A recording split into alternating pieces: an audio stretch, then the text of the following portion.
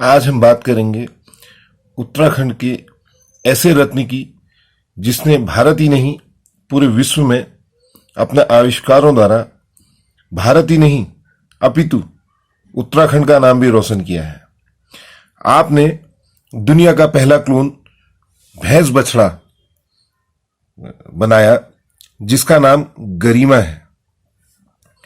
आप हैं उत्तराखंड के यमकेश्वर से डॉक्टर मनमोहन सिंह चौहान। आप नेशनल डेयरी रिसर्च इंस्टीट्यूट के डायरेक्टर हैं।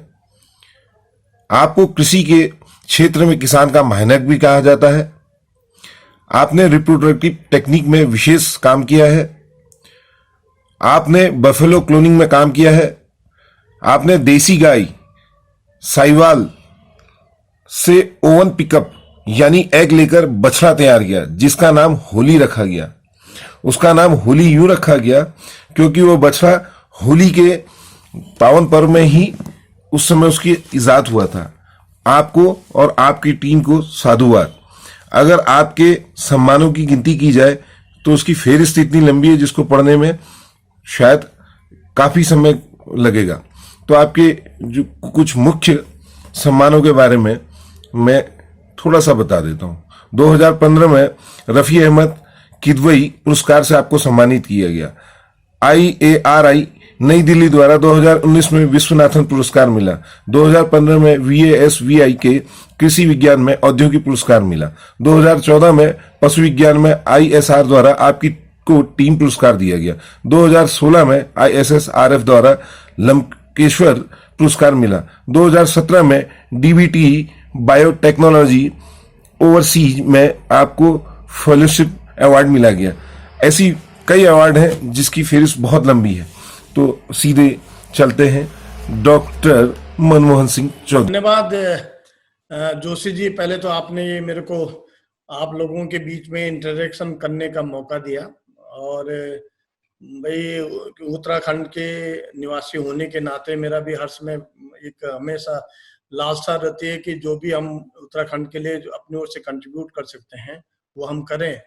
और जैसा कि मैं इसमें यहाँ पर नेशनल डेयरी रिसर्च इंस्टीट्यूट जो करनाल में है उसमें निदेशक के पद पर काम कर रहा हूँ। तो डेयरी हमारा पशुपालन का एक बहुत बड़ा इंस्टीट्यूट है, वो एशिया में अपने आप में सबसे अव्वल है।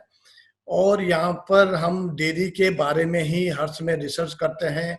डेयरी में नए नए जो भी हैं टेक्नोलॉजीज हैं उसका हम जो रिसर्च करते हैं उसकी खोज करते हैं और उसके अलावा हम उसको अपने किसान भाइयों तक या पशुपालक हैं उन तक पहुंचाते हैं। जैसा कि आपने कहा है कि कोविड-19 जो महामारी जो पिछले 3-4 महीने से जो हमारे हिंदुस्तान में आई है और 24 मार्च से हमारा लॉकडाउन शुरू हुआ है, उसके तहत जो है डेयरी में जो भी पशुपालक हैं हमारे, खासतौर से हमारे उत्तराखंड के भाई लोग हैं, उनको कई समस्याओं का उनको आई होंगी, समस्याओं को उनका देखना पड़ रहा होगा। और सबसे बड़ा मुख्य समस्या ये है कि जैसे उसके पशु के रख रखाव के बारे में, क्योंकि उत्तरकाशी हो या जो और रिमोट एरिया है वहां पर शायद इतना इसका असर नहीं पड़ रहा होगा, क्योंकि अभी भी लॉकडाउन की वजह से वहां पर पहले भी लोग बाग अपने आइसोलेशन में रहते हैं, लेकिन साथ साथ हम उसका जो पालन भी कर रहे होंगे। लेकिन जो हमारे मैदानी क्षेत्र हैं जैसे कि हमारा जो है हरिद्वार है, ऋषिकेश है या रुद्रपुर है या हल्द्वानी है, वहां पर इनकी बड़ी जो समस्याएं हुई है वो समस्या ये हुई है कि भाई एक डेयरी वाला जो दूध उसमें पैदा कर रहा है वो दूध को अगर उसमें रुद्रपुर में ले जाना उसको तो वहां पर लॉकडाउन की वजह से वो बंद कर दिया गया है, तो वो दूध बेच नहीं सकता। तो वहां पर कुछ लोगों ने ये किया है जैसे हरिद्वार में या जो है रुद्रपुर में, काशीपुर में, कि उन्होंने क्या किया है कि जो हमारे पास जो कॉर्पोरेट टाइप के थे दूध इकट्ठे करने वाले, तो कुछ तो उन्होंने उनको पहुंचाया और कुछ जो वहां नहीं पहुंचा पाया तो अपने आप ही यूज किया और थोड़ा बहुत कोशिश की कि उसका घी बनाकर या खोया बनाकर या पनीर बनाकर उन्होंने इस्तेमाल किया। लेकिन 1 दिन हो, 2 दिन हो, 4 दिन हो, वो तो कर सकते हैं, लेकिन जहां आपको पिछले 45 दिन की हम बात करें तो नेचुरली उनको बड़ी समस्याएं आ रही होंगी, ये हम इसको मानते हैं। और पशुपालन में जैसे चारा भी चाहिए, आपको दाना भी चाहिए, एनिमल का फीड चाहिए, उसमें मिनरल मिक्सचर चाहिए, तो उसके लिए भी उनको दिक्कतें आई हैं। हमारा उत्तराखंड जैसे कि हमने कहा कि लगभग 21 लाख हमारे पास गाय हैं और लगभग 10 लाख के आसपास हमारे पास भैंसे हैं, और इसके अलावा 14 लाख के लगभग हमारे पास बकरियां हैं और करीब 4.5-5 लाख के आसपास हमारे पास भेड़ें हैं। तो ये उत्तराखंड का पशु का जो है ये सिनेरियो है वहाँ का। और वहाँ पर अगर हम गाय और भैंस की बात करें तो जो हमारे पास पहाड़ी क्षेत्र है उसमें 2 या 3 या 4 या 2 गाय, 1 भैंस या 2 भैंस, 4 गाय, इस ढंग से हमारे पशुपालक ऐसे रखते आए हैं। और जो आपके उत्तरकाशी है या चमोली है या पिथौरागढ़ है या हल्द्वानी के ऊपर का जो एरिया है आपका, तो वहां पर जरूर यह है कि जो पशुपालक डेयरी से अपना आमदनी करते हैं उनके पास हो सकता है कि 6 गाय, 4 भैंसे इस ढंग से भी हो सकती हैं। तो इसका मतलब है कि लगभग 30 से 40 लीटर दूध उनके पास होता होगा, पैदा होता होगा। लेकिन जैसा कि मेरे को जो कहा गया कि जो नजदीकी है उसके आसपास जो शहर के, वो तो आराम से दूध को एक आदमी जाकर बेच लेता है, लेकिन जो थोड़ा सा दूर है उसके लिए थोड़ा सा समस्या हो रही होंगी। और इसी ढंग से चारे की और जो है फीड की, जो दाना है या मिनरल मिक्सचर की भी उसकी समस्या हो रही होगी। तो इसका मतलब यह है कि जो इन दिनों जो हमारे जो किसान भाइयों को जो दिक्कतें आई होंगी, हमारी ओर से जो भी उनके छोटे मोटे जो है सुझाव हम उनको देंगे ताकि वो अपने उसको दिक्कतों को थोड़ा सा उसको ओवरकम कर सकें। और उसके अलावा जो सबसे बड़ी दिक्कत हमने ये महसूस की है, जैसे कि मेरे पास फोन भी आते हैं, उत्तराखंड से भी फोन आते हैं कि साहब ऐसा है कि जैसे हमारे पास से पहले आपके कई कई जगह पर आर्टिफिशियल इंसेमिनेशन प्रोग्राम, टीकाकरण का प्रोग्राम चलता है, वो सब बंद हो गया। इसका मतलब है कि जो पिछले 45 दिन में जो गाय या जो भैंस अपने जो है हीट में आई होंगी, जो उसको आगे के लिए जैसे गाभिन करने के लिए आया होगा, तो उसको हो सकता है अच्छा बुल या अच्छे बुल का सेमन नहीं मिल पा रहा होगा, तो वो भी दिक्कतें हुई हैं। और उसमें ये जो है समस्याओं का मैं धीरे धीरे आपसे जैसे ही बात होती रहेगी, चर्चा होती रहेगी, उसके बारे में बताता रहूंगा। आपने जो विषय रखा वो बहुत अच्छा है, लेकिन पहाड़ का परिप्रेक्ष्य बिल्कुल अलग है। यहाँ पर यहाँ की समस्याएं तो पलायन की वजह से, अब देखिए जो लोग लौट के आए हैं वो क्या स्थिति बनती है। लेकिन अभी तक तो यहाँ पर सामूहिक गोवंश की को पहाड़ों से लुढ़का देना, उनको हटा देना, घर से निकाल देना, जंगलों में बांध देना, तो बहुत सारी गोवंश के बारे में यहाँ पर तो धीरे धीरे अब इससे विचार करना पड़ेगा कि यहाँ कैसे सुरक्षित रहें, ये हमारे व्यवसाय का आधार कैसे बने, दुग्ध उत्पादन को एक अभियान के रूप में कैसे लें, स्वरोजगार का आधार कैसे बने। तो इसके लिए ये नए ढंग की एक चुनौती है जी। और यहाँ के बारे में जरा विचार करिए कि यहाँ के लिए क्या किया जा सकता है। जरूर राम प्रकाश जी, जैसे जो अब ये कोविड-19 होने की वजह से जो हमारे भाई लोग जो ये जो है प्लेन से वापस हमारे पहाड़ों में आए हैं, और जिसे बोलते हैं कई बार घर वापसी एक शब्द है, तो वो यहाँ पर आए हैं। और नेचुरली जब आए हैं तो आप ये मानकर चलें कि अब वो ये जो कोविड-19 हमारे, पहली तो बात ये कि हर समय ये साथ साथ चलेगा। अब ये मानकर चलें कि ये रेल की पटरी की जैसी है, इधर हम चल रहे हैं, विकास चल रहा है, और साथ साथ में कोविड-19 भी चल रहा है। तो इसका मतलब ये है कि जो हमारे भाई लोग, जो हमारे यूथ जो है वापस लौटा है अपने गांव को, वो वहां जाकर करेगा क्या? सबसे बड़ी समस्या ये है। अब ये है कि उसके पास जो पूंजी है, अब ये भी नहीं है कि उनके पास बहुत बड़ी पूंजी हो, कुछ अगर लाख, 2 लाख, 1.5 लाख, 2 लाख रुपए उनके पास पड़े होंगे, तो वो उससे क्या रोजगार कर सकते हैं? तो क्योंकि हमारा ये मानना है कि अगर उसके पास 1 लाख, 2 लाख रुपए है, तो वो क्या करें कि अगर ये पशु जो पालन भी एक व्यवसाय के रूप में उसको अपनाना चाहिए और अपना सकता है। एक अगर आप उसको थोड़ा सा छोटा सा शेड, अगर एनिमल शेड को वो कर दे, खड़ा कर दे, और उसमें 2 लाख में करीब उसके पास अगर गाय है, अच्छी नस्ल की गाय है, जैसे रेड सिंधी एक गाय है जो हमारा उत्तराखंड में बड़ी अच्छी मानी जाती है, वो उत्तराखंड के लिए, वो रेड सिंधी गाय की नस्ल को लेकर कम से कम 5-6 गाय वो आराम से खरीद सकता है। एक 40,000 के आसपास एक गाय होती है, और जिसमें 8 से 10 किलो उसका दूध होता है।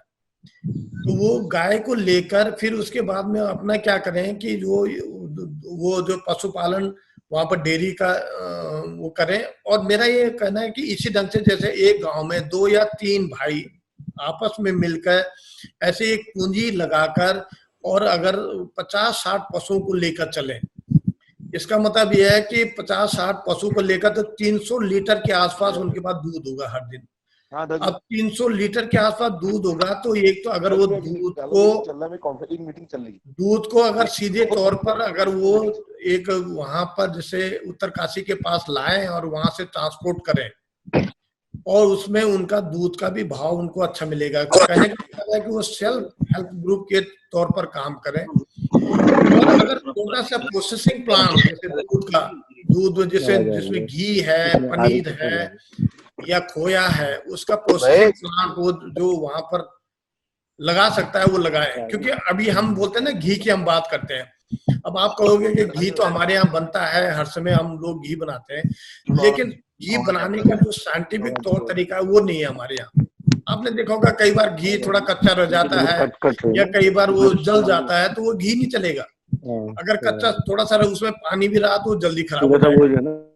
तो इसका मतलब ये है कि हमने जो वैज्ञानिक तौर तरीके अपनाने होंगे, छोटे छोटे वैज्ञानिक के तौर तरीके हैं, और उसके तहत हम घी को प्रोसेस करके और हम आगे बढ़ाएं। एक चीज और भी मैं आपको ध्यान में लाऊंगा कि बाय डिफॉल्ट हम लोग जो है ऑर्गेनिक है, जैविक, हमारे पास जैविक ढंग से खेती हो रही है और जैविक ढंग से ही पशुपालन हो रहा है। तो इसका मतलब यह है कि जो दूध हमारे यहाँ से पैदा होता है वो जैविक दूध है। तो अगर जैविक दूध करके हम इकट्ठा इस ढंग से 10 भाई अपना यूथ एक डेयरी जो है वहां पर लगाएं और 500-600 लीटर दूध से हम प्रोसेस करके उसके प्रोडक्ट बनाएं, उसमें वैल्यू एडिशन करें। अब एक वैल्यू एडिशन का जैसे मैंने कहा है कि कई बार ये हुआ कि जैसे होता है लस्सी हम बनाते हैं, लस्सी में हम कोदा का आटा आपने जो है हम लोग इस्तेमाल करते हैं मिलेट्स के रूप में, वहां पर जो है कोदा है, बाजरा जो है, जो झंगोरा है, ये चीजें हैं। कोदे के आटे को पीस के थोड़ा सा उसमें लस्सी में डालें तो उससे क्या होता है कि वो जो वैल्यू एडेड हो जाता है। एक तो लस्सी अच्छे ढंग से हजम होती है, कोदा से जो हमें उसको जो है उसमें एक तो आता है कैल्शियम और अधिक मिलता है, उसके अलावा हमें आयरन भी मिलता है। तो ये आयरन फोर्टिफाइड लस्सी टाइप की बन जाती है हमारी, और जब लस्सी बनती है तो स्वास्थ्य के लिए भी अच्छा होता है। तो जो हमने यहाँ देखा, हम बाजरे की लस्सी भी लाते हैं यहाँ पर, यहाँ करनाल में। अब जो लस्सी 15 रुपए की है, बाजरे की एक चुटकी डालकर हम उसको 20 रुपए की कर देते हैं। इसका मतलब छोटा सा है, 10 ग्राम बाजरा डाला उसका आटा और वो उसकी कीमत हो जाती है 5 रुपए बढ़ जाती है। तो ये वैल्यू एडिशन करके अगर हम इसको ढंग से वो करें, प्रोसेस करें, तो वो क्या होगा कि वहां पर आने वाले दिनों में ये छोटे छोटे रोजगार हमारे पैदा होंगे। और अगर 6 आदमी हैं तो वो 6 और 6-7 आदमी और जोड़ेंगे अपने साथ में, जो वर्कर्स होंगे, जो उसका पशु का देख रेख करेंगे, सब चीजें, तो उनकी भी रोजी रोटी चलेगी। तो ये सेल्फ हेल्प ग्रुप बन के इस ढंग से ये अपना जो है पशुपालन कर सकते हैं। अब बात आती है कई बार कि क्या ये ऐसे बैंक के कुछ लोन वगैरह होते हैं इसमें?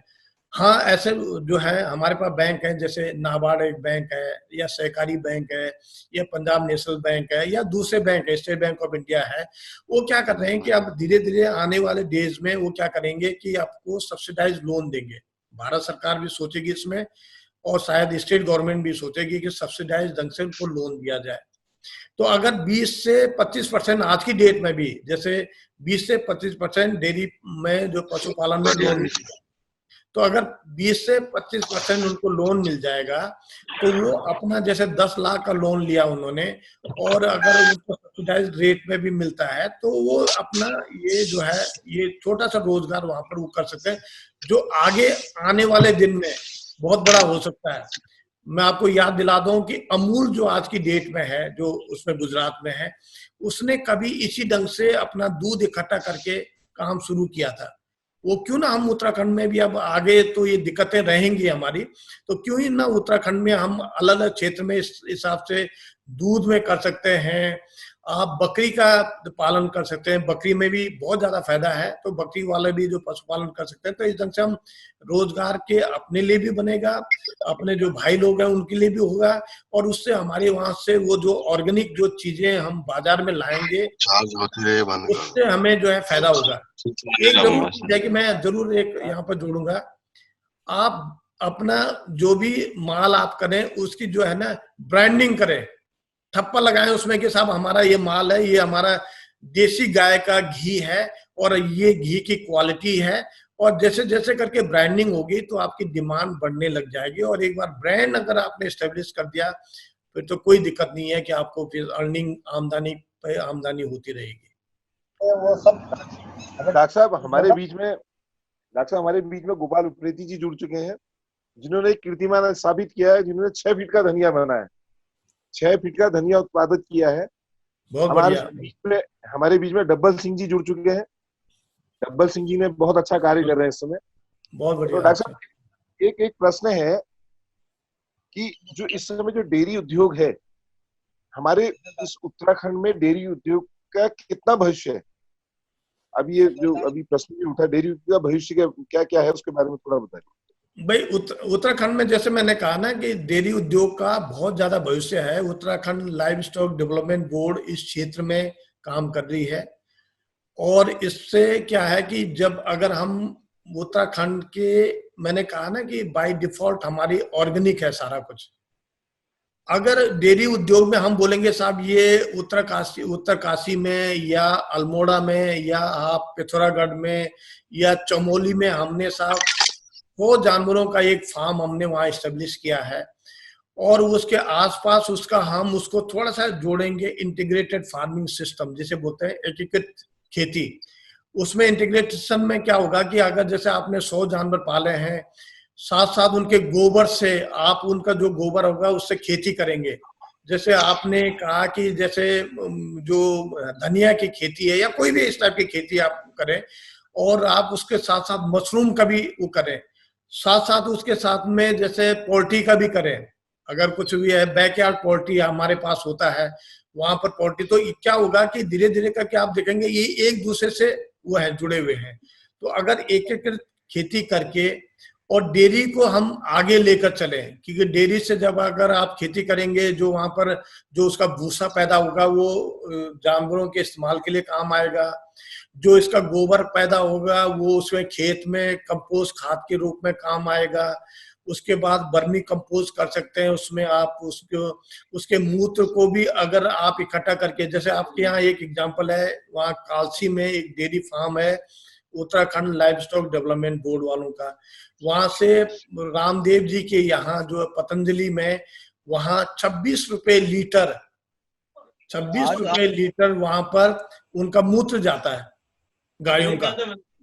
तो अगर इस ढंग से हम इसको वो करें, प्रोत्साहन दें और ब्रांडिंग करें, तो डेयरी उद्योग का बहुत ज्यादा इस्तेमाल होगा आगे दिनों में। और जैसे जैसे लोगों के पास जैसे जो होता है पैसा होता है, नीचे 5 स्टार होटल है उनसे जोड़ेंगे आप, वहां का पनीर सीधे सीधे देहरादून के 5 स्टार होटल में जाएगा, दिल्ली के 5 स्टार होटल में जाएगा, या आपके पास वो कुछ जो है आप वैल्यू एडेड कोई भी चीज उसके साथ में यहाँ पर वहां से मिठाई जा सकती है, आप प्योर मिठाइयाँ जैसे, तो ये चीजें आपकी जा सकती है। हाँ जी, थोड़ा समय का अभाव है, जो हमारे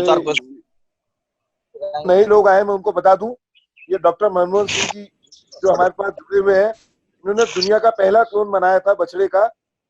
तो क्लोनिंग में शुरुआती इनके द्वारा हुई है, और हमारे बीच में हरीश जी नाटक सेंटर में बहुत सुन रहे हैं।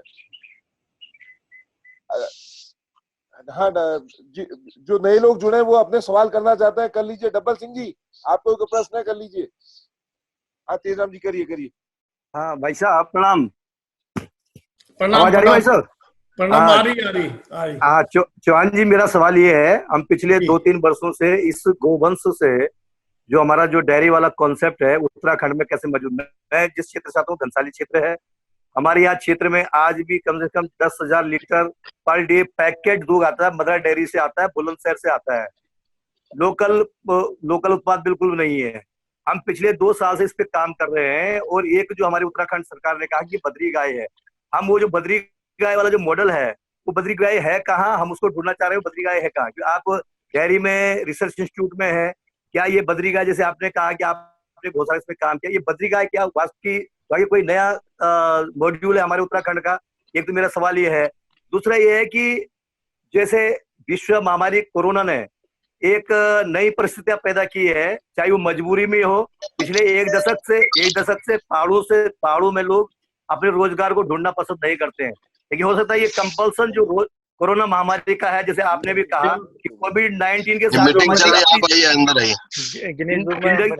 जिंदगी की रेल आगे बढ़ेगी, जिंदगी की दौड़ बढ़ेगी, तो मुझे लगता है कुछ माइंडसेट बदले। और जो मैं कह रहा हूँ कि बुलंदशहर से पैकेट वाला दूध आ रहा है, मदर डेयरी वाला हमारे घनसाली और चमेला क्षेत्रों में कम से कम जो है 20,000-30,000 लीटर पर डे इतना पैकेट सुन के आते हैं, वो हम लोग आस्था नहीं। तो ये बद्री गाय का जो कॉन्सेप्ट है जो अपनी सरकार कर रही है, हम 2 साल से इसमें लगे हुए, बहुत सारे लोगों से हमारी बातचीतें हो रही है कि बद्री गाय का मॉडल है कहाँ, जिसको हम लोग आगे जाके अब जमीन पे उतार सके उसको लेके, इसके बारे में थोड़ा जानकारी चाहिए। असल में ये आप कह रहे हैं, ये साफ आवाज नहीं आई, बकरी गाय क्या बोलते हैं? बद्री गाय। ये बद्री गाय जो है ना, ये हमारी उत्तराखंड की गाय है। वो इंडिजिनस जैसे हम बोलते हैं ना, कि जैसे हमारी वो गाय का लेकिन इससे हमारे दूध तो इसका बहुत अच्छा होता है, बड़ा मीठा दूध जिसे बोलेंगे। लेकिन एक चीज आप ध्यान रखें कि अगर दूध बढ़ाना है आपको, अगर आपको दूध बढ़ाना है तो नस्ल सुधार करना पड़ेगा। बिल्कुल। आप उस बद्री गाय का 1 लीटर 2 लीटर 3 लीटर दूध से आपका काम नहीं चलने वाला। इसका मतलब यह है कि हमारे पास उत्तराखंड लाइवस्टॉक डेवलपमेंट बोर्ड ने जैसे एक रेड सिंधी गाय जो है, रेड सिंधी एक वो है नस्ल है, वो लाल रंग की गाय होती है, उसमें दूध होता है 6 से 8 किलो दूध उसमें आता है। और वो सबसे बड़ी उसकी जो है उसकी खासियत यह है कि वो हमारे पहाड़ों में भी रह सकती है, और उसका दूध A2 दूध होता है। A2 मिल्क, आपने A1 और A2 मिल्क के नाम के बारे में भी सुना होगा कि A2 मिल्क बड़ा स्वास्थ्य के लिए अच्छा माना जाता है। उस गाय से A2 मिल्क भी होता है, वो पहाड़ों में भी आराम से रह सकती है। तो आपको नस्ल सुधार करना बहुत जरूरी है। अगर आप रोजगार के रूप में इसको लेंगे तो लोकल जो देसी गाय है या लोकल जो पहाड़ी गाय है उससे आपका काम नहीं चलने वाला। बिल्कुल। आपको बढ़िया गाय लेनी पड़ेगी, कम से कम 8 लीटर दूध तो उसके नीचे हो, तभी तो आपको फायदा होगा। सपोज करो आप 10 गाय भी लेते हैं तो 80 लीटर आपको दूध मिलता है। अब 80 लीटर दूध का अगर आप ढंग से उसको पैकेट फॉर्म में और बनाकर अगर 40 से 45 रुपए लीटर आप, जैसे कि आपने कहा पैकेट का दूध हम लेते हैं नीचे से जो जाता है, बुलंदशहर से जाता है या नीचे से जाता है, तो वो आपको एक तो ये दूध में नीचे का दूध का है, ये जो फर्टिलाइजर्स का है, उसका चारा है, वो सब मिलावटी दूध एक टाइप का मानेंगे कि जिसमें फर्टिलाइजर्स के खाकर गाय जो दूध देती है उसका उतना टेस्ट नहीं होता। तो इसलिए अपनी गाय का अगर आप वहां से इस ढंग से नस्ल सुधार करके ही आपको करना पड़ेगा। कोई आपको ये ध्यान में रखिए कि अगर इसको व्यवसाय के रूप में अपनाना है तो लोकल गाय न रखें, आप इसको गाय में नस्ल सुधार करके अच्छी गाय रखें और फिर उसमें आप अपना जो है काम को आगे बढ़ा सकते हैं। मैं इसके अलावा एक आपको और करूंगा, सजेस्ट करूंगा कि पहाड़ों में हमारे कई गांव वहां से पलायन हो चुके थे और गांव खाली पड़े हैं। अगर हम बकरी पालन, देखो बकरी पालन में भी है कि बहुत जो है हमारे पास आगे वो है उसके जो फायदे हैं। अगर बकरी पालन भी अपनाएं और आप 40 से 50 बकरियों से शुरू करें और उसको थोड़ा सा वैज्ञानिक तौर तरीके, अगर जब मैं वैज्ञानिक तौर तरीके की बात करता हूं तो मैं आपको ये भी राय दूंगा, सुझाव दूंगा कि केंद्रीय बकरी अनुसंधान संस्थान इस समय जो मथुरा में स्थित है, मैं इससे पहले वहां पर डायरेक्टर था और वहां पर 7 दिन की ट्रेनिंग होती है बकरी पालन में वैज्ञानिक तौर तरीके से। और अगर आपने वो जो ट्रेनिंग कर ली तो आप बकरी पालन में माहिर हो जाते हैं और कम से कम खर्चे में ज्यादा से ज्यादा फायदा आपको मिलेगा। बस अगर आप ये कोई भी जो है अगर व्यवसाय के रूप में अपनाना है तो ट्रेनिंग आवश्यक है, ये ध्यान रखिएगा आप, ये ट्रेनिंग होना बहुत जरूरी है। तो कई बार बोलते हैं यार बकरी क्या है, बकरी अपना बांध दी और दिन में खोल ली या शाम को फिर बांध दिए, उसमें क्या है। पर ऐसा नहीं होता। जब वैज्ञानिक तौर तरीका हम कहते हैं, जैसे उसमें वैक्सीनेशन है, टीकाकरण है, अगर बकरी में आपने समय पर टीका लगा दिया तो आपको फिर अगर बकरी में समय पर आपकी ओर से टीका लग गया है तो फिर बकरी कहीं मरने वाली नहीं है। जो बीमारियां होती है ना, कई बार ये एफएमडी की है या गला घोटू की हाँ। बीमारी है या दूसरी बीमारियां हो जाती हैं बकरी में, वो नहीं होने वाली। और एक दूसरी और है कि हमारे उत्तराखंड के भाई अगर बकरी को 6 महीने में एक वो 6 रुपए की गोली आती है डीवर्मिंग की, जो हम लोग भी खाते हैं, डीवर्मिंग का, जो कीड़े होते हैं आंतों में, जो कीड़े हो जाते हैं उसकी वजह से बकरी कमजोर रहती है। और वो पहाड़ों में अक्सर कीड़े इसलिए होते हैं कि वो गधेरा का पानी पी रहा है, कहीं नाक में जोंक हो गए, कीड़े हो गए, और उसकी वजह से उसका जो है उसकी हेल्थ नहीं बन रही। जब हेल्थ नहीं बन रही है तो मांस उसमें इकट्ठा नहीं हो रहा है, तो उससे फिर उसको कीमत नहीं मिलती। तो अगर वो 6 रुपए की गोली अगर बकरी को दे और 6 महीने में एक बार देना पड़ता है, वो कोर्स करना पड़ता है, तो फिर आप देखो कि उससे हमने देखा कि कम से कम उस बकरी में 4 से 5 किलो मीट जो है बढ़ जाता है। अब देखें ना, 6 रुपए खर्च किया आपने और आपके 300 रुपए का मीट आपने उसको डेवलप कर दिया। तो ये सब चीजें हैं, छोटी छोटी चीजें हैं जिसको हम वैज्ञानिक तरीके बोलते हैं, ये अपनाएं तो इसी से होता है, फायदा होता है। आपसे क्वेश्चन है सिर्फ एक इतना कि मैं ये चाहता हूं कि हम लोग जो लोगों को डेयरी उत्पादन से संबंधित काम शुरू करवाएंगे, जैसे हमारी बात हो चुकी है लोगों से कि वो डेयरी करना चाहते हैं, जैसे मैंने आपकी बात सुनी कि 1 लाख रुपए या 2 लाख रुपए से इतना स्केल का काम हो सकता है, जितना बड़ा चाहिए हम लोगों को। तो हमारा आपसे निवेदन है या हम आपसे प्रार्थना करना चाहते हैं कि आप अपने माध्यम से कुछ ऐसा बताएं कि गवर्नमेंट की तरफ से जो सब्सिडी आती है वो हम तो देख लेंगे, लेकिन आपकी तरफ से हमें क्या मिल सकता है एज एक जो गाय डेयरी उत्पादक को, कि आप या तो यहाँ प्रशिक्षण करवाएं या हम आपके पास आए, क्या ऐसा कर सकते हैं कि कितने लोगों को हम प्रशिक्षण? अच्छा, मैं उसमें जो है ये जो आपने डबल सिंह जी, जो आपने बात छेड़ी है, बड़ी अच्छी छेड़ी है कि जो प्रशिक्षण की आपने बात कहा है, यहाँ पर राष्ट्रीय डेयरी अनुसंधान संस्थान में भी प्रशिक्षण हम देते हैं। हमारा एक जो कैलेंडर है वो मैं आपके साथ शेयर कर लूंगा। आप उसमें एक तो हमारी वेबसाइट में भी जाकर आप देख सकते हैं, जिसमें www.ndri.res.in ये हमारी वेबसाइट है, या गूगल में जाकर आप जो है national dairy research institute Karnal, अगर आप उसमें देते हैं तो और डिटेल में आपके पास आ जाएगा। और हमारे यहाँ केवीके कृषि विज्ञान केंद्र भी है, जिसमें हम एक हफ्ते की प्रशिक्षण देते हैं पशुपालन में। और अगर हम प्रशिक्षण में हम उसमें ये भी बताते हैं कि कौन कौन से बैंक आपको लोन देंगे, इसमें कितना % सब्सिडी है, वुमेन्स के लिए जो महिलाएं हैं उनके लिए कितना % है, जो सामान्य जाति के हैं उनके लिए कितना % है। अलग अलग बैंक है, अगर जैसे नाबार्ड की बात करते हैं, नाबार्ड 20% से लेकर 25% लोन में सब्सिडी देता है। अगर और इसी ढंग से एससी और जो हमारे दूसरे भाई हैं उनमें एसटी में उनके लिए अलग है, 30% है, 35% है, ये सब्सिडाइज लोन होता है। लेकिन ये जरूर है कि हमारे यहाँ कैलेंडर आपके सामने मैं जो है आगे दूंगा, मैं उनको जो पास ऑन कर दूंगा, इनको जोशी जी को भी दूंगा, कि जो हमारा कैलेंडर है वो कैलेंडर में आप उस हिसाब से यहाँ पर आइए, हमारे यहाँ से प्रशिक्षण लीजिए, और उसके बाद बड़ा नॉमिनल सा उसके फीस है, बहुत अधिक नहीं है। और अगर आप देखेंगे कि वास्तव में हेलो एनडीआरआई में आप ले सकते हैं ट्रेनिंग, और उसके बाद में ट्रेनिंग लेने के बाद आप जो भी रोजगार करना है, जैसे पशुपालन करना है या बकरी पालन करना है, तो ट्रेनिंग के बाद ही कीजिएगा। अरे ईमानी को बोल, शिवानी को। अच्छा, मैं पूछना चाहूंगा आपसे सर, कॉमन सा सवाल है ये सभी के साथ। जैसे आपने कहा कि बैंक जो है लोन देते हैं, लेकिन आज के टाइम पे बैंकों का ऐसा डरा हो गया है कि बैंक अच्छे खासे इंसान को लोन नहीं दे रहा है, तो वो डेयरी के लिए, किसी भी प्रोडक्ट के लिए, किसी भी प्रकार से लोन देने के लिए आनाकानी करता है। तो इसमें क्या होता है कि हाँ बिल्कुल, वो एक चीज है ना कि सबसे बड़ी चीज है कि देखो बैंक का ये होता है कि बैंक जहाँ ये महसूस करता है कि यहाँ पर गारंटी से हमें पैसा बैक मिलेगा, ये आप ध्यान रखिएगा कि कोई भी चीज है जब तक उसको गारंटी महसूस नहीं होगी वो शायद लोन देने में आनाकानी करेगा। लेकिन मेरे ख्याल से ऐसा नहीं है। आप ये देखिए कि अब जो मैं ये बोल रहा हूँ, कोविड-19 के बाद भारत सरकार का या स्टेट गवर्नमेंट का ये हमेशा जोर रहेगा, क्योंकि जो लोग बेचारे घर में फालतू बैठे हैं उनका क्या करें।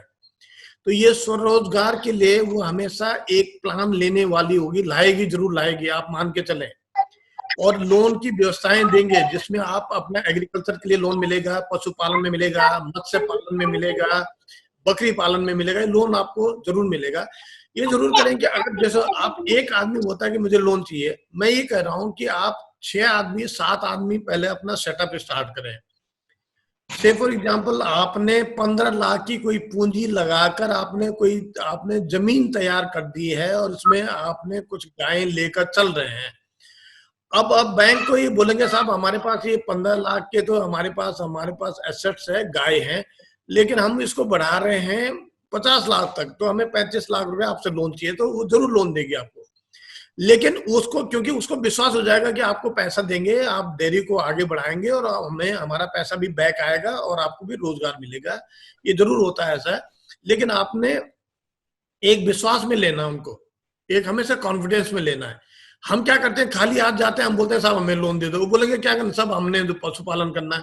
जब आप बोलोगे साहब मैं वेल ट्रेन्ड आदमी हूँ, मेरे 10 आदमी ऑलरेडी काम कर चुके हैं, कर रहे हैं मेरे साथ में, 25 गायें हमारे पास खड़ी हैं, अब हम इसको आगे बढ़ाना चाहते हैं, इतना दूध हमारा पैदा हो रहा है, ये हमने शेड को और अच्छा बनाना है, कुछ गायें और लेनी है, 2-4 मैन पावर और हमने अपने जो साथ में रखने हैं, तो बैंक जरूर आपको लोन देगी। ऐसा हो ही नहीं सकता कि बैंक जो है इसमें जो टालबराई करे। ये आप देखिए, आप देखिए ना, हम ये मोटरसाइकिल, स्कूटर, कार, इसका लोन के लिए जाते हैं तो गवर्नमेंट एम्प्लॉय होता है, तो उसके पीछे पीछे भागते हैं कि साहब ले लो नहीं, लोन ले लो। तो वही वो है, उनको गारंटी होनी चाहिए। नहीं, मैं आपकी बात सहमत हूँ, लेकिन एक्चुअली में रिस्केबल लोन ज्यादा है कृषि और ये डेयरी उत्पादन, जहां पर बैंक कहते हैं कि ये रिस्केबल है, वो एक रिस्केबल लोन है। और जो आप मोटरसाइकिल या वाहन की बात कर रहे हो, वो रिस्केबल नहीं होता है, कम होता है, इसलिए वो क्या करते हैं बिल्कुल, मैं मानता हूँ, तभी मैं कर रहा हूँ ना कि ट्रेन आदमी रिस्क को कम कर सकता है। कैसे? उसको पता है कि भाई ये बीमारी आने से पहले मैंने इसको वैक्सीनेशन कर दिया है, तो ये बीमारी नहीं आएगी। उसको पता है कि मुझे इतना दाना, इतना चारा, इतना वो देना है, तब इसकी सेहत भी ठीक रहेगी, इससे दूध भी उत्पादन होगा। लेकिन हम क्या करते हैं ना कि ट्रेनिंग है नहीं, हम बोलेंगे गाय भैंस पाल दी। तो जब आप एक और भी मैं कहता हूँ, जब एनडीआरए से या केंद्रीय बकरी अनुसंधान संस्थान CIRG मखदूम से अगर आप ट्रेनिंग का सर्टिफिकेट लेकर बैंक को दिखाते हैं, नाबार्ड की ओर से, ये वेल रिकॉग्नाइज्ड इंस्टीट्यूशन है, नाबार्ड बोलेगी कि आपके पास ये सर्टिफिकेट एनडीआरए का है, इसका मतलब आप अच्छे ढंग से ट्रेनिंग लिए हुए हैं, आपको लोन दिया जा सकता है। ऐसे ही वो मखदूम में जो बकरी अनुसंधान संस्थान है, सेंटर CIRG बोलते हैं उसको, CIRG में, वहां से भी आपको सर्टिफिकेट मिलने के बाद आपको बकरी में जरूर लोन देते हैं। तो ये चीज है, रिस्केबल तो है, लेकिन रिस्क को ओवरकम करने के लिए बैंक को भी ये चाहिए कि आप ट्रेन आदमी हैं, तो आप रिस्क में आप इसको ध्यान से करेंगे तो आपका ये नुकसान नहीं होने वाला है। नमस्कार भाई साहब। हाँ नमस्कार संजय जी। हाँ, मतलब अभी अपना जो चल रहा है वो तो हमारा एक देसी पे, वहाँ पे हमने एक गौशाला बनाई और उसमें हमारा भी जो है गोमूत्र अर्क का काम हमारा चल रहा है इस टाइम पे। और अभी वहाँ पे आपको पता ही है, उत्तराखंड की जो गाय है उसमें ज्यादा दूध तो होता नहीं, 1 से 1.5 लीटर करीबन दूध होता है, तो वो अपने थोड़ा घी के काम आ जाता है और वैसे काम आ जाता है। कि नस्ल सुधार, जो वहाँ की लोकल गाय है ना, जब आपने एक व्यवसाय के रूप में अपनाना है तो आप लोकल गाय जो कम से कम रखें। और जो हमारी रेड सिंधी गाय जो हमने उत्तराखंड में इंट्रोड्यूस की है, रेड सिंधी एक है जो नस्ल है, जैसे गिर है, साहिवाल है, और ये ऐसी है, ये रेड सिंधी। वो रेड सिंधी मैं इसलिए बोल रहा हूँ कि वो पहाड़ में वेल एडेप्टेड है, तो अगर वो गाय लेंगे तो आपको 6 से 8 लीटर दूध उससे मिलेगा, नस्ल उसकी अच्छी है।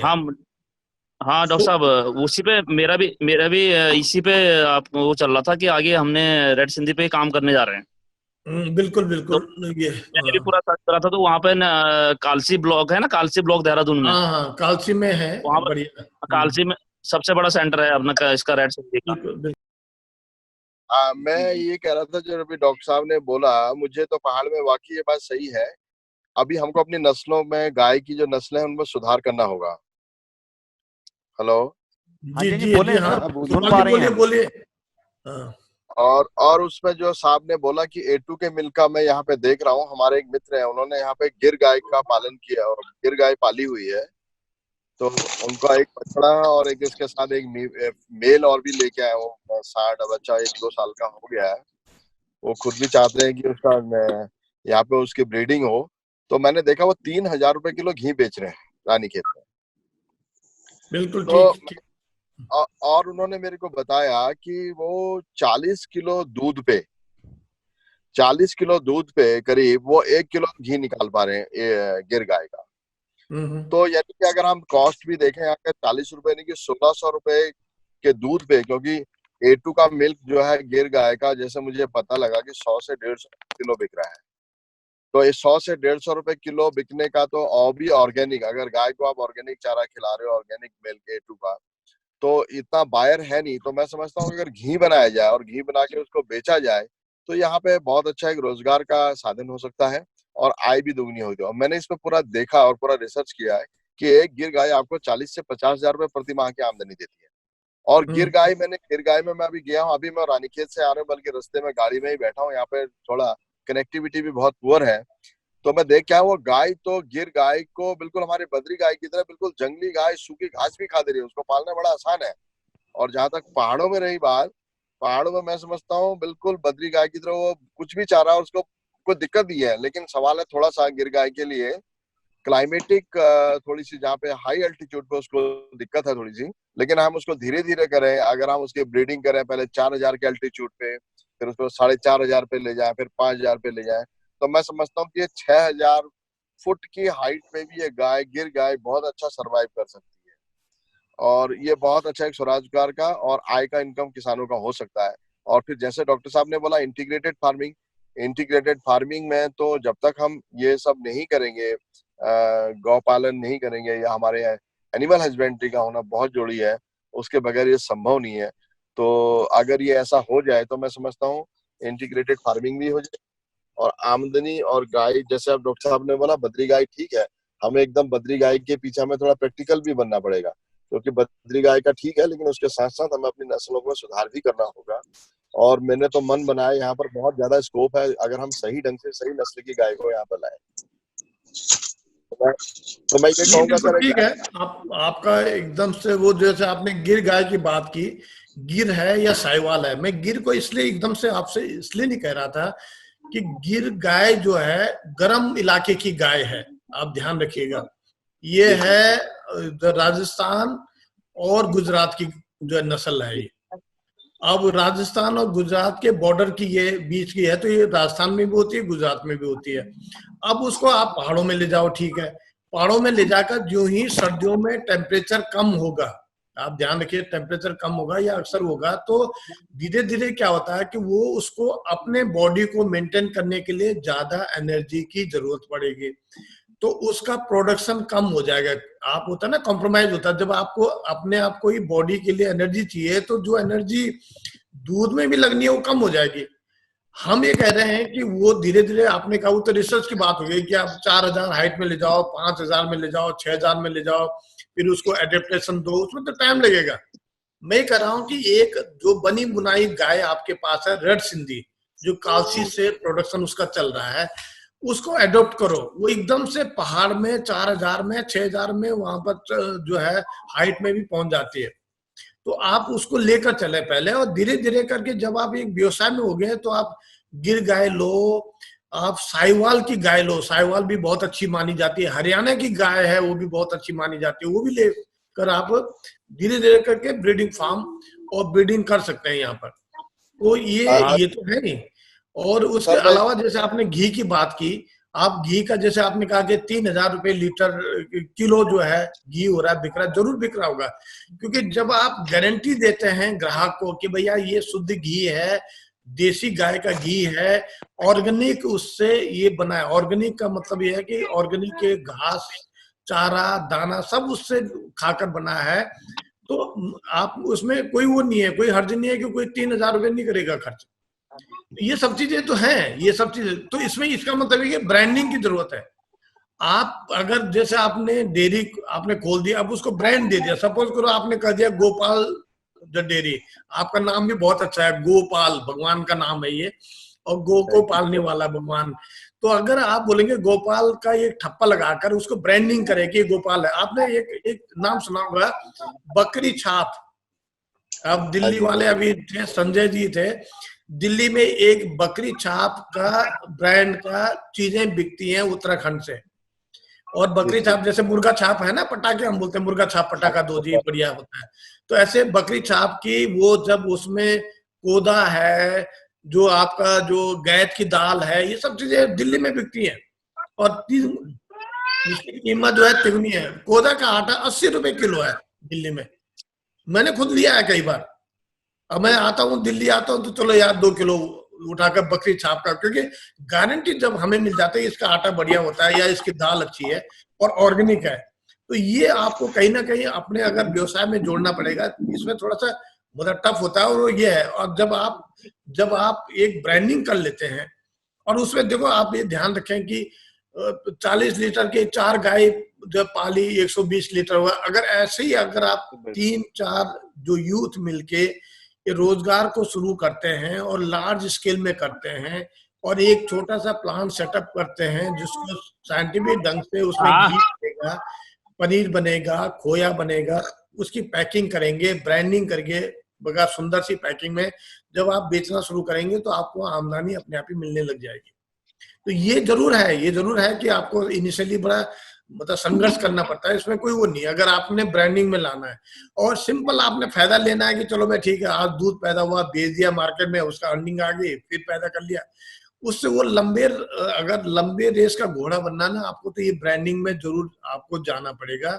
और ब्रांडिंग जब आप कर देंगे, सतपुली में है जैसे ये है डबल जी, और हाँ डबल जिंग जी, आप अगर जो है सतपुली में है जैसे इंटीग्रेटेड फार्मिंग सिस्टम जरूर जोड़े आप इसमें। सतपुली में तो मत्स्य पालन भी हो सकता है। हम लोग जाते थे, जब मैं श्रीनगर जाता था गढ़वाल यूनिवर्सिटी में यहाँ से दुगड्डा से, तो सतपुली में मच्छी भात खाता था वहां पर। तो जी बिल्कुल। हाँ, और ये अब देखो ना मच्छी भात का ही है। आप देखो ना, अगर मच्छी भात के होटल उस समय फिक्स होते थे, और वही होटल उस समय अगर ढंग से थोड़ा सा वो करते हैं, अवेयरनेस करते हैं और मच्छी भात की ब्रांडिंग करते हैं और बोलते कि साहब ये मच्छी भात वाला होटल है, बस यही खाना है, तो आप देखो कि वहीं जाएंगे। बिल्कुल बिल्कुल। धीरे धीरे करके यही होता है। आप देखो ना कि मैं अब आगरा में पेठा वाला हो गया। हाँ हाँ सर। हाँ डॉक्टर साहब, संजय बोल रहा हूँ। हाँ जी संजय जी। हाँ, एक तो मैंने भी इस पे थोड़ा अपना उसका गौशाला का चला तो गायों पर सर्च कराई था, तो वहाँ पे जो आपने बोला ना कि रेड सिंधी हमारे यहाँ पे काफी अच्छी वो हो सकती है, डेवलप हो सकती है। हमारे यहाँ पे देघाट है, देघाट से ऊपर एक अपनी नेलवाल जी हैं, तो उन्होंने वहाँ पे एक रेड सिंधी अच्छी तरह अच्छा मतलब उसको डेवलप किया है। इस टाइम पे उनके पास जो रेड सिंधी है वो 6 से 8 लीटर जो है दूध दे रही है। बिल्कुल वही मैं कर रहा हूँ। हाँ बिल्कुल। और साथ में आपसे एक वो और पूछ रहा था कि अपना थार पारकर भी शायद पहाड़ में शूट कर जाए। नहीं, थर पारकर नहीं करेगी। थर पारकर देखो ये है राजस्थान की गाय है, जो सफेद जो हमारे यहाँ कभी पहाड़ों में बैल होते थे ना, थार पारकर बैल होते थे, जो देसी बैल बोलते थे हम वहां पर, सफेद जो होते थे, वो सफेद जो बैल है उसी की नस्ल है, वही है थर पारकर। लेकिन क्या आता है, थर पारकर में दूध कम है, आप ध्यान रखिएगा। सबसे ज्यादा दुधारू जो हिंदुस्तान में जो देशी गायों में है, सबसे पहले नंबर आता है साहिवाल का। हाँ, दूसरा नंबर आता है गिर का, और तीसरे नंबर आता है हरियाणा की गाय, आप ये ध्यान रखिएगा। उसके बाद चौथे, और थरपाकर क्या है ना, वो ड्वेल है। ड्वेल का मतलब होता है कि दूध में भी है और वो उसके लिए भी काम आती है, जोतने के लिए भी, जोत में भी। तो इसका मतलब ये है कि जो ये भी है कि वो दोनों उसमें वो है, जब इसकी एनर्जी कुछ जोतने में लगती है कुछ, तो वो उसका जो जीन है वो दोनों के लिए है। तो जब दोनों के लिए होता है तो कहीं ना कहीं कॉम्प्रोमाइज हो जाता है, तो इसका मतलब दूध उसका थोड़ा कम होगा रेड सिंधी से, नहीं इससे जो है जो ये हरियाणा की गाय है या आपके पास साहिवाल है या गिर। लेकिन मैं इसलिए रेड सिंधी को फोकस इसलिए कर रहा हूँ कि वो हमने देखा है ओवर ए पीरियड कि वो एडॉप्टेड ज्यादा अच्छी हो रही है। कालसी में वो मेरा एक विद्यार्थी है, मेरे अंडर ही उसने MBSc किया था यहाँ से, अजय असवाल वहाँ का इंचार्ज है, डॉक्टर अजय असवाल। तो अजय से भी हम पूछते रहते हैं कि भाई क्या चल रहा है, तो वो बोले रेड सिंधी तो पूरी अडॉप्ट कर रही है पूरे उसमें उत्तराखंड में, वहां से डॉक्टर बुल साहब, पैदा होते हैं। और इस डॉक्टर हाँ, साहब, मैं पूछ रहा था, मैंने कालसी में जैसे हमें वहां से गाय बच्चियां चाहिए हो, गाय चाहिए हो, तो उसके लिए क्या प्रोसेस है? उसके लिए देखो ये है कि कालसी में आपको वहाँ Uttarakhand live stock development board को आपको एप्लीकेशन लिखनी पड़ेगी। वो क्या करते हैं कि कुछ गायें तो अपने हिसाब से अपने फार्म में उसका बेचते हैं, जो उनके पास सरप्लस होती है उसको वो जो किसानों को देते हैं। वहाँ एक स्कीम और है, वो क्या करते हैं कि बैल जो है, बैल मीन्स वो बुल, नंदी। मेल हाँ। मेल वो मेल पैदा करते हैं और गांव तक पहुंचाते हैं। क्योंकि अगर आपने नस्ल जो है सुधार करना है तो या तो आप सीमन ले जाएं, बीरिया ले जाएं, उसका जो फ्रोजन सीमन वो मिलेगा आपको ऋषिकेश में। ऋषिकेश में इसका वो है सीमन लैब है। और या आप वहां से बुल लेकर सीधे अपने यहाँ बुल को रखें और उसी से जो अपनी लोकल जो गाय है उनको ब्रीड कराएं। तो धीरे धीरे क्या होगा कि जो लोकल गाय का दूध 1.5 किलो है, तब उसकी बछड़ी पैदा होगी तो 1.5 किलो और 6 किलो, तो इसका मतलब बीज का कहीं होगा तो 3 किलो के आसपास बछड़ी पैदा हो जाएगी। अब 3 किलो वाली फिर उसको जब वो उसका आगे ब्रीड कराओगे, फिर इससे कराओगे रेड सिंधी से, तो 3 किलो बढ़ के वो 5 किलो हो जाएगी। तो पता चला कि अगले दूसरी पीढ़ी में आपको 5 से 6 किलो वाली गाय आपको मिल जाएगी। तो इस ढंग से होता है नस्ल सुधार धीरे धीरे करके। हाँ, और हाँ, वो तो एक प्रोसेस हो गया। जी जी हाँ, हाँ, अगर तो आप वैसे इस ढंग से एडेप्टेशन कर सकते हैं वो धीरे धीरे करके। हाँ, अच्छा, जैसे मेरे को हमने सोचा कि अगर हम 4 बच्चियां ले लें वहां से और रेड सिंधी का जो वहीं से गया हुआ है, हाँ हाँ हाँ, वो बच्चियां आप क्या क्या दे सकते वो उनको जो चिट्ठी लिखिए आप वो देंगे आपको, दे देंगे ना? हाँ हाँ, उनको चिट्ठी वो Uttarakhand live stock development board के हाँ, लाइव। नाम पर या हाँ, हाँ, हाँ, उनके नाम पर चिट्ठी लिखिए, वो आपको देंगे। भाई उनका काम ही ये है कि उत्तराखंड के लिए अच्छी जो नस्ल को तैयार करना। आवाज आ रही है? आप भाई साहब, हाँ जी, हेलो, हाँ जी, हेलो चौहान जी, सबसे पहले मैं आपका धन्यवाद करना चाहूंगा कि इस बार जो अब चर्चा हुई है बद्री गाय का जो कॉन्सेप्ट आया था उत्तराखंड का, और आपने उसमें बहुत क्लियरिफिकेशन दिया है, मैं इसके लिए आपका आभार प्रकट करता हूँ। और मेरा ये कहना है कि जो आप कह रहे हैं रेड सिंधी वाल जो गाय आप बता रहे हैं, रेड सिंधी गाय जो है, इसको डिलीवर करने के लिए जो हमारे दूर दराज ग्रामीण क्षेत्रों में कुछ युवा करना चाहते हैं, तो उसमें समझ उनको डिलीवर कैसे किया जाए, इसका एक मैकेनिज्म यदि आप जैसे डेयरी बोर्ड के हैं, इस तरह की पॉलिसी स्टेट गवर्नमेंट को उपलब्ध कराए कि ये जो जहाँ पे जो ग्रुप्स है उनको डिलीवर करने के लिए, और तो ये ज्यादा सहायक हो सकता है रोजगार की दृष्टि से। क्योंकि धक्के खाते रहते हैं लड़के युवा लोग, हम लोग काम कर रहे हैं कई दिनों से, तो हमारा अपना अनुभव ये, जैसे अभी बहुत सारे अनुभव आए, लेकिन आपके रिसर्च के अनुभव और आपकी जो बहुत सारे लोगों के अनुभव के साथ ये लगता है कि रेड सिंधी गाय जो है वो पहाड़ के लिए बेहतरीन हो सकती है रोजगार की दृष्टि से, और इंटीग्रेटेड फार्मिंग के लिए।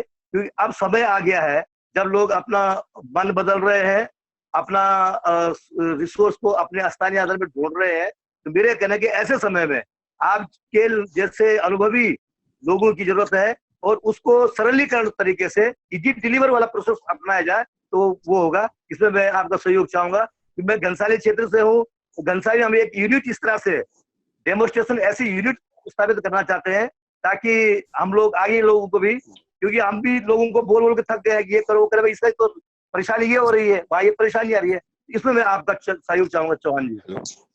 नहीं, ये तो आपने तेजराम जी बहुत अच्छी बात कही है कि अगर डिलीवर करने का यही है कि Uttarakhand live stock development board जो है देहरादून में इसका एड्रेस है, देहरादून उनको लिखिएगा कि हम साहब अपनी एक फार्म लगाना चाहते हैं जो हमारा एक मॉडल फार्म की तौर पर घनसाली में हो और आपका सहयोग की उसमें जरूरत है। तो अब उनसे डिस्कशन के बाद वो आपको क्या करेंगे, एक तो आपको सांड देंगे बुल और 5-6 गाय आपको देंगे रेड सिंधी की, और जब आप उसको मॉडल के रूप में वहां पर वो करेंगे और उसके बाद उनके बछड़े या कचड़े जो बछड़ी या बछड़ियां होंगी उनको फिर आप आगे वो करेंगे। देखो ये मान के चले आप कि जब शुरू में आप अपना फार्म लगाएंगे तो पहले 2 साल तक आपको कोई पैसा नहीं मिलने वाला वापस, कोई आपको फायदा नहीं होगा, कोई ऐसा नहीं लगेगा कि अब आमदनी शुरू।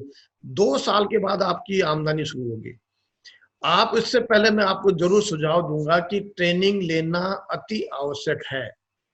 जब आप ढंग से ट्रेनिंग, हम बोलते हैं ना ये गाय के, यार गाय को बांध दो, चारा चूरा दे दो, शाम हाँ को सुबह शाम दूध दे दो, ऐसा नहीं है। हाँ आप ध्यान रखिएगा, अगर आप वैज्ञानिक तरीके से उसका पशुपालन में जब डेयरी करते हैं तब आपको लगता है यार कई चीजें हमें तो पता ही नहीं थी। हमें इस 2 रुपए की वैक्सीन होती है, 2 रुपए की वैक्सीन आपने लगा दी तो वो जो मुंह पका खुरपका जो होती बीमारी होती है उससे दूर हो गया। 6 महीने में 2 रुपए की वैक्सीन लगानी है, हर 6 महीने में 2 रुपए की वैक्सीन। अब वो 4 रुपए के चक्कर में हम कई बार यह है कि जो है 40,000 रुपए की गाय का उसका नुकसान हो जाता है। इसके अलावा क्या होता है कि जब दुधारू पशु होता है उसमें एक बीमारी होती है, उसको बोलते हैं थनैला। दूध थन में खराब हो जाते हैं, हम बोलते हैं यार इसका ये थन खराब हो गया, अब 3 ही काम कर रहे हैं, फिर 2 खराब हो गया, 2 काम कर रहे हैं। तो वो क्या होता है, वो थनैला रोग होता है। ये हमारे यहाँ गांव में बोलते हैं नजर लग गई और उसका थन हाँ खराब, ऐसा कुछ नहीं होता। ऐसा कुछ नहीं होता है, वो बीमारी है, बैक्टीरिया का इन्फेक्शन है। अब उसका मैं एक छोटा सा एग्जाम्पल आपको जो बोलता हूँ, हमेशा जो दुधारू पशु होता है जो 10-12 किलो दूध देता है, तो दूध देने के बाद ही उसको वीकनेस महसूस होती है, तो अक्सर वो पशु नीचे बैठ जाता है। दूध निकालने के बाद ही जो ही आप हटे वो एकदम कोलैप्स होकर नीचे बैठ गया, आराम करने लग गया। अब जब दूध निकलता है तो उसके टीथ जो होते हैं थन के, वो मुंह खुले रहते हैं। अब जब नीचे गंदगी होती है तो गंदगी से बैक्टीरिया उस थन में घुस जाता है, और वो थन जो खुला है वो थन खराब कर देता है। उसको बोलते हैं इसमें जो है थनैला रोग। अब ये मेस्टाइटिस इंग्लिश में बोलते हैं, मेस्टाइटिस का रोग होता है।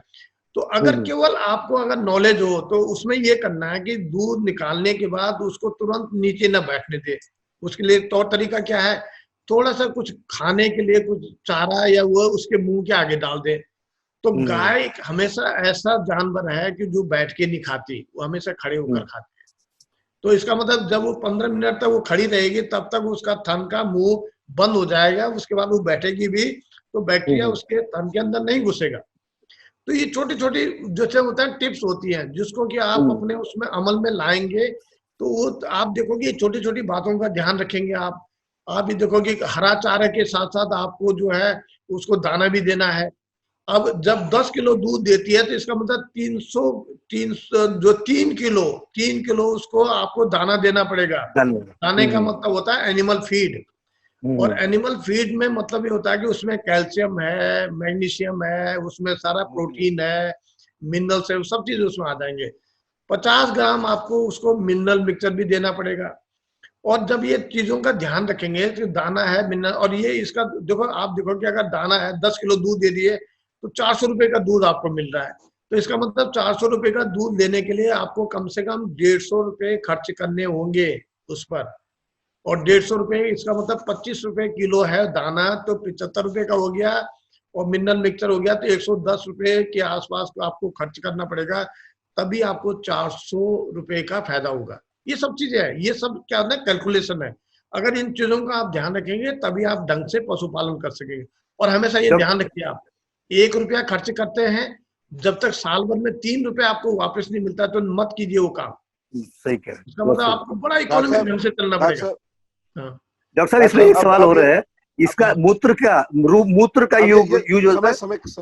अच्छा, हाँ, मूत्र का भी है। मूत्र का है, आपने देखा होगा काशी में, जैसे हमने कहा है कि आपने काशी में विजिट किया है, हमारे संजय जी ने, आपने देखा होगा उन्होंने एक मूत्र का प्लांट लगाया हुआ वहां पर। मूत्र इकट्ठा करके उसको क्या होता है कि जब आप उसको वेपराइजेशन करते हैं तो वो उसको वेपर को इकट्ठा करते हैं, और उसकी कीमत होती है, जैसे वो मेरे ख्याल से 26 रुपए या 30 रुपए लीटर दे रहे हो। पतंजलि में सीधे उनका मूत्र इकट्ठा होके जाता है वहां पर।